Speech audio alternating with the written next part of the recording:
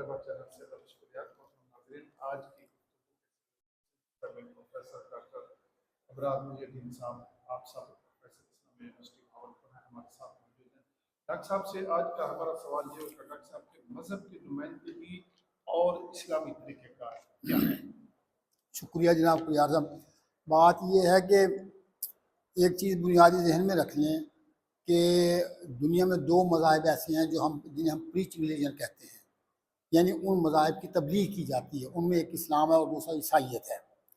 ٹھیک ہے نہیں؟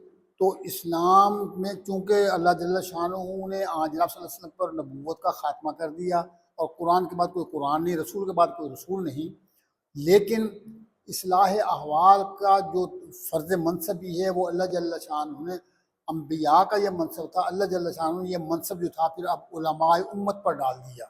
ہاں جی، کہ علماء امت جو ہیں وہ مطلب انبیاء کے وارث ہوں گے اور یہ جو ہے وہ دین کی تبلیغ کیا کریں گے. لیکن ایک بات یاد رکھ لیجئے کہ دین کی تبلیغ کرنے کو ہر شخص اٹھ کھڑا ہوتا ہے کہ جی میں مبلغ بنتا ہوں، لیکن دین کی تبلیغ کے لیے جب تک ہم اسوہ حسنہ کو فالو نہ کریں، جس طرح کہ جناب صلی اللہ علیہ وسلم کا طریقہ تھا اس کو فالو نہ کریں، اس وقت ہماری بات میں کوئی اثر پیدا نہیں ہو سکتا. تبلیغ سے مراد صرف دوسرے تک بات پہنچا دینا نہیں ہے، بلکہ تبلیغ سے مراد ہے کہ دوسرے تک بات اس انداز میں پہنچاؤ کہ بات پہنچ کر اپنا کچھ اثر پیدا کرے.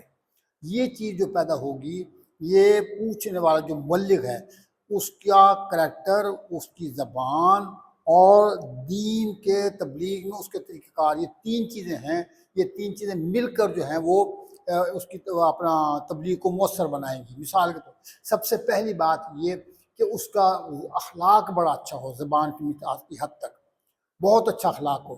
اچھا، صرف یہ نہیں کہ زبان کا اخلاق اچھا ہو، سر ذہن بھی زبان کو سپورٹ کر رہا ہو. اگر ذہن سپورٹ نہیں کرتا تو اس طرح کی زبانداری کا کوئی اعتبار نہیں ہے. ایک بات.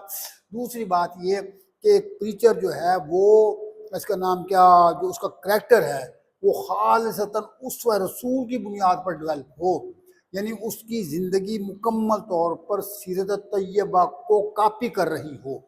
اگر سیرت طیبہ کو کاپی نہیں کر رہی تو آپ یہ ذہن میں رکھ لیں کہ سیرت طیبہ کو کاپی نہ کر کے آپ اپنی تبلیغ کو مؤثر نہیں بنا سکتے.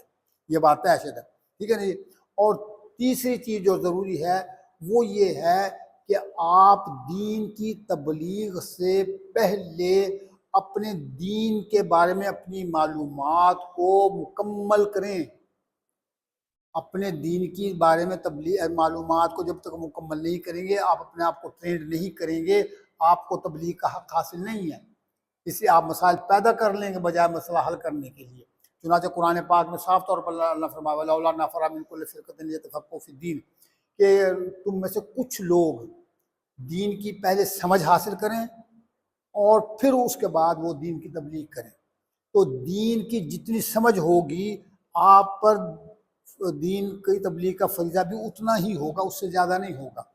تو اس کے لیے پھر ہمارے علماء پوری زندگیاں وقف کرتے تھے دین کی سمجھ کو سیکھنے کے لیے کہ دین کی تبلیغ کو ہم نے مؤثر کیسے بنانا ہے، ہم نے دین کو مطلب ہے کہ سمجھنا کیسے ہے. ٹھیک ہے نا؟ اب دین سمجھ آ گیا ہے. اب چوتھی چیز جو ہے وہ یہ ہے کہ اس دین کی سمجھ کو آپ نے ٹرانسفر کرنا ہے، نالج کو ٹرانسفر کرنا ہے. یہ ٹرانسفر آف نالج ہے، یہ اس سے بھی زیادہ اہم ہے. اگر آپ کا ٹرانسفر آف نالج مطلب ہے کہ وہ معاشرے کی ضروریات کے مطابق ہے، مخاطبین کی ذہنی کیفیات کے مطابق ہے، تو سر آپ مؤثر ہیں. اگر آپ مؤثر اگر ایسا نہیں ہے تو پھر آپ کی تبلیغ مؤثر نہیں ہو سکتی. مثال کے طور پر اس میں ایک واقعہ بیان کرتا ہوں کہ حضرت تھانوی رحمۃ اللہ علیہ کو کچھ لوگوں نے انوائٹ کیا کہ جی آپ ہمارے آ کر تبلیغ کیجیے. تو حضرت تھانوی کے تبلیغ کرنے واپسی پر لوٹے تو وہ لوگ نا شیعہ تھے، تعزیے نکالتے تھے. حضرت تھانوی سے انہوں نے کسی نے پوچھ لیا کہ حضور والا ہم تعزیے نکالتے ہیں، کیا ہم تعزیے نکالا کریں؟ تو آپ نے فرمایا ہاں ٹھیک ہے تعزیے نکالا کرو، اور اس کا نام کیا، کوئی حرج نہیں ہے. تو بعد میں لوگوں نے کہا جی آپ نے تو تعزیے کی اجازت دے دی. فرمانے لگے کہ ان کے نزدیک اس وقت دین تھا تعزیہ. اگر میں ان کے اس بنیادی تصور کو ابھی جھٹلا دیتا تو لوگ میری بات کی طرف کبھی مائل ہی نہ ہوتے، قائل ہی نہ ہوتے. تو قائل ہونے کی ضروری ہے کہ ہم اپنے سامعین اور ہمارے درمیان جو ایک دوری ہے اس کو ختم کریں، ٹھیک ہے نا جی۔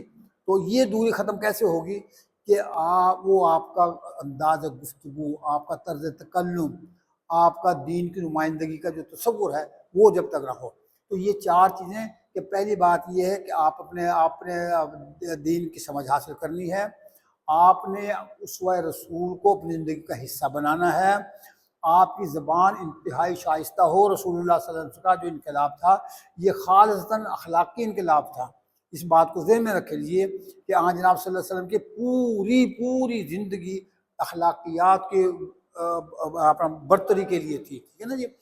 تو اس کے بعد پھر آپ اپنے اندر وہ سمجھ پیدا کریں جو دین کی سمجھ اندر پیدا کریں۔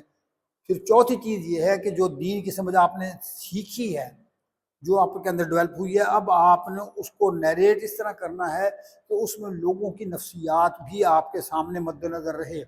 یہ چیزیں اگر آپ کے اندر پیدا ہوں گی تو پھر ضرور آپ کی مطلب ہے تبلیغ میں اللہ جل شانہ اثر پیدا کریں گے۔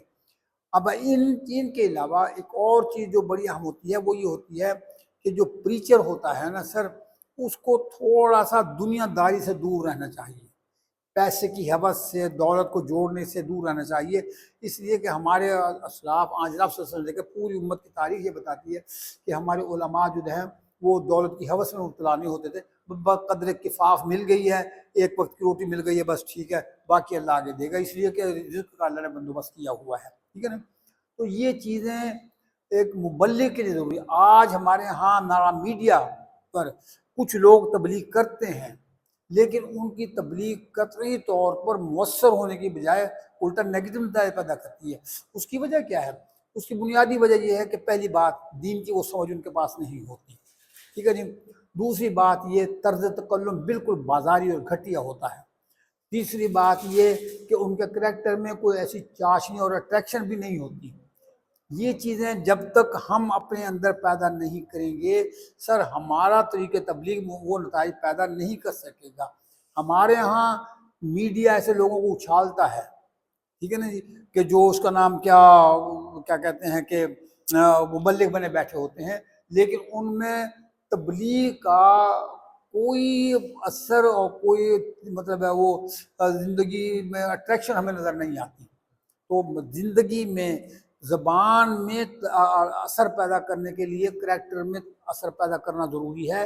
کریکٹر میں اثر پیدا کرنے کے لیے دین کی سمجھ بہت ضروری ہے، اور دین کی سمجھ کی ضرورت کے بعد پھر آپ کی کامن سینس، کہ آپ کے کامن سینس بھی یہ بتا دے کہ اس ماحول میں ہم بیٹھے ہوئے ہیں، اس ماحول میں ہم نے کیسے بات کرنی ہے، لوگوں کو کیسے قریب کرنا ہے۔ رسول اللہ صلی اللہ علیہ وسلم نے لوگوں کو اپنے قریب کیا ہے، جوڑا ہے تو بات بنی ہے۔ اگر ہم لوگوں کو جوڑ نہیں سکتے تو سر آپ یقین جانیے کہ ہم آپ لوگ مطلب ہے اس میں وہ نہیں کر سکتے، تبلیغ میں کامیاب نہیں ہو سکتے۔